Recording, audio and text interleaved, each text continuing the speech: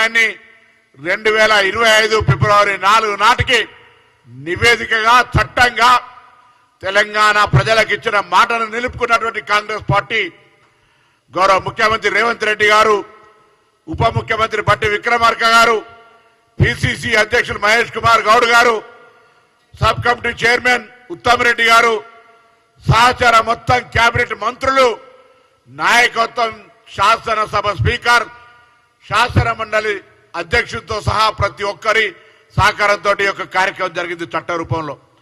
ఆ చట్టాన్ని గవర్నర్ గారు ఆమోదింపజేసి రాష్ట్రపతి గారు ఆమోదంకు పంపి అక్కడ ఉన్నటువంటి సందర్భంలో మేమంతా కూడా గౌరవ కేంద్ర మంత్రి, సంక్షేమ శాఖ కేంద్ర మంత్రి గారికి కలిసి వచ్చాం. మొత్తం బీసీ ప్రజాప్రతినిధులం, మా పార్టీ నాయకత్వానికి ధన్యవాదాలు చెప్పినాం. దాంతో పాటుగా ఢిల్లీ వేదికగా ఇప్పుడు అధికారంలో ఉన్నటువంటి కేంద్ర ప్రభుత్వాన్ని ప్రధానమంత్రి గారు అపాయింట్మెంట్ అడిగి, ప్రధానమంత్రి గారి అపాయింట్మెంట్ ఇప్పమని కిషన్ రెడ్డి గారిని కోరి, బండి సంజయ్ గారిని కోరి చాలా రోజులైతా ఉంది. మళ్ళీ వేదిక ద్వారా మీ సాక్షిగా, తెలంగాణ ప్రజల సాక్షిగా మీరు మార్గదర్శకత్వం తీసుకొచ్చి ఇలా ప్రధానమంత్రి గారి దగ్గరికి గౌరవ ముఖ్యమంత్రి గారితో సహా అఖిల పక్షాన్ని తీసుకొని మనది ఉన్నటువంటి రాష్ట్రపతి దగ్గర కాగితాన్ని అప్రూవ్ చేయమని కోరుతా ఉన్నాం. జాప్యం జరుగుతూ ఉంది. ఇప్పటికే 18 నెలలుగా స్థానిక సంస్థల ఎన్నికలు వాయిదా పడి కేంద్రం నుంచి రావాల్సిన నిధులు వస్తలేవు. కానీ ఎక్కడా చెల్లించకుండా మా ప్రభుత్వం ఎన్నికల్లో ఇచ్చిన వాగ్దానమైన 42% రిజర్వేషన్ అమలు చేయాలనేటువంటి లక్ష్యంతో న్యాయపరమైన చిక్కులు రావద్దని డెడికేషన్ కమిషన్ ఏర్పాటు చేసుకొని పంచాయతీరాజ్ చట్టంలో ఉన్నటువంటి మాటను తీసేసుకొని ఆర్డినెన్స్ తెచ్చుకొని ఇవాళ 42% రిజర్వేషన్లకు అన్ని రకాలుగా మార్గాన్ని సుగమం చేసుకుంటూ పోతా ఉన్నాం. కానీ పుట్టుకతోటి బలహీన వర్గాలకు వ్యతిరేకం. మండల కమిషన్ వస్తే కమండలం పేరు మీద రిజర్వేషన్లు కనబడకుండా చేయాలనే ప్రయత్నం చేసినారు. తెలంగాణ భారతీయ జనతా పార్టీ అధ్యక్షుడు ఒక బలహీన వర్గాల బిడ్డ బండి సంజయ్ ఉంటే పీక్ టైంకి వచ్చేటప్పటికి కారణం లేకుండా తొలగించేసారు. ఇవాళ భారతీయ జనతా పార్టీ తెలంగాణ పెద్ద ఉద్యమం జరుగుతుంటే బీసీలు ముఖ్యమంత్రి అభ్యర్థిని ప్రకటించిన పార్టీ శాసనసభ పక్ష నాయకుని బీసీలకు ఇయ్యలే.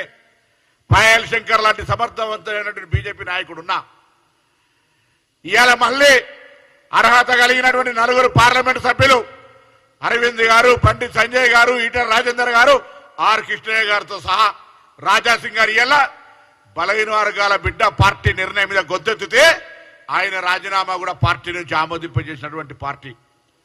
ఇవాళ అడుగుతా ఉన్న తెలంగాణలో భారతీయ జనతా పార్టీ తన స్వరూపాన్ని బలహీన వర్గాలకు వ్యతిరేకంగా చూపెట్టుండొచ్చు. నేను బలహీన వర్గాలకు ఉన్నటువంటి బీజేపీలో ఉన్న నాయకత్వాన్ని కోరుతా ఉన్నా. నా మిత్రుడు విద్యార్థి నాయకుడు కాచం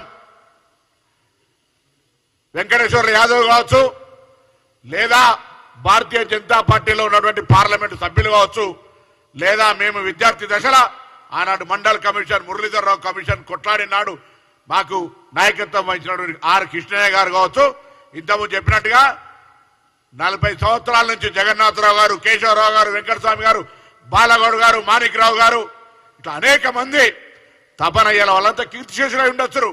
పెద్దలు ప్రత్యక్ష సాక్షిగా వారికి. అందుకే వయసు అందరికంటే పెద్దది. ఇప్పుడున్న రాజకీయ జీవితంలో మల్లికార్జున గారితో సహా ఉన్నటువంటి వయసున్న వ్యక్తి 2 చేతులెత్తి దండం పెడతా ఉన్నాడు. అర్థం చేసుకోండి. ఇంత పెద్ద కార్యక్రమం జరుగుతూ ఉంటుంటే రాజకీయ పార్టీలో ఉండొచ్చు మీరు, మీ పార్టీ ఒక ఇంట్రెస్ట్ మేము కాదనం, కానీ దానికంటే పెద్దది ఇలా సమాజంలో ఉన్నటువంటి అట్టడుగు వర్గాలకు సంబంధించిన బలహీన వర్గాల అభివృద్ధికి స్థానిక సంస్థల ప్రజాప్రతినిధుల ద్వారా రేపు చట్టసభల్లో ప్రవేశించేటువంటి వేదిక.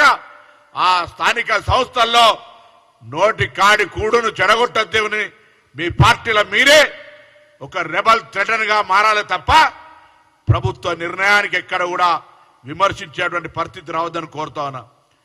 ఒకవైపు సాయంత్రం క్యాబినెట్ అయి బయటకు వచ్చి ప్రెస్ కాన్ఫరెన్స్ చేసే లోపల ఇంత పెద్ద లంబా స్టేట్మెంట్ వచ్చింది. ఒకటి ఆశ్చర్యపోతా ఉన్నాం. ఒక రైతు తన భూమిలో పంట పండించడానికి కష్టపడి పంట మొత్తం పండించి ఆ ధాన్యాన్ని ఎడ్ల బండ్లు వేసుకొని పోతే కింద ఎడ్ల బండి కింద నడుస్తున్నటువంటి ఎవరో ఈ బరువంతా నేనే మోస్తా ఉన్నా, ఈ పంట నేనే పండించినా అన్నట్టున్నది.